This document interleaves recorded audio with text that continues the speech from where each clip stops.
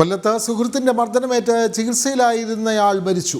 മേലില പടിഞ്ഞാറ് കണിയാങ്കുഴിയിൽ സുഗതൻ നായരാണ് മരിച്ചത്. സംഭവത്തിൽ തലവൂർ നടുത്തേരിയിൽ സണ്ണിയെ കുന്നിക്കോട് പോലീസ് അറസ്റ്റ് ചെയ്തു.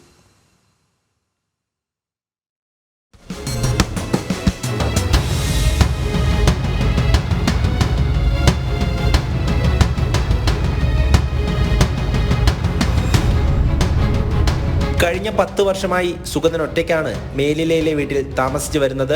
2 ദിവസം മുൻപ് സുഗതന്റെ വീട്ടിലേക്ക് അതിക്രമിച്ചു കയറിയായിരുന്നു സണ്ണിയുടെ ആക്രമണം.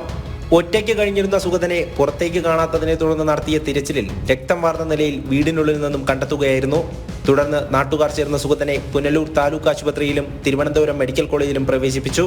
ചികിത്സയിലിരിക്കെയാണ് സുഗതൻ മരിക്കുന്നത്.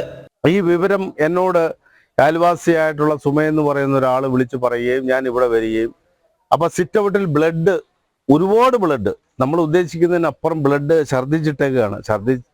അപ്പൊ അതെല്ലാം ചവിട്ടി തേച്ച രീതിയിലാണ് അവിടെ കിടക്കുന്നത്. അവിടെ ഒരു കറുത്ത കൈലിയും കറുത്ത തോർത്തും ആ സിറ്റ് ഔട്ടിലുണ്ട്. പക്ഷെ ഇത് കണ്ടപ്പോഴേ എനിക്ക് മനസ്സിലായി സംഗതി എന്തോ കുഴപ്പസ്ഥിതിയിലേക്കാണ്. ഞാൻ അന്നേരം കുന്നിക്കോട് CI ഗോകുമാർ സാറിനെ വിളിച്ച് വിവരം പറഞ്ഞു.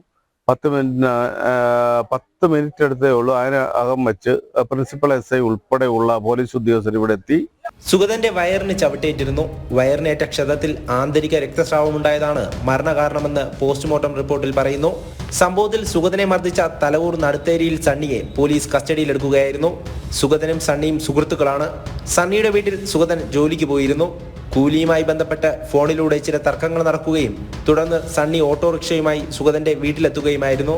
അവിടെ വെച്ച് വീണ്ടും തർക്കമുണ്ടാവുകയും സുഗതനെ സണ്ണി ക്രൂരമായി മർദ്ദിക്കുകയുമായിരുന്നുവെന്ന് കുന്നിക്കോട് പോലീസ് പറയുന്നു. പിടിയിലായ സണ്ണി മറ്റു ക്രിമിനൽ കേസുകളിലും പ്രതിയാണ്.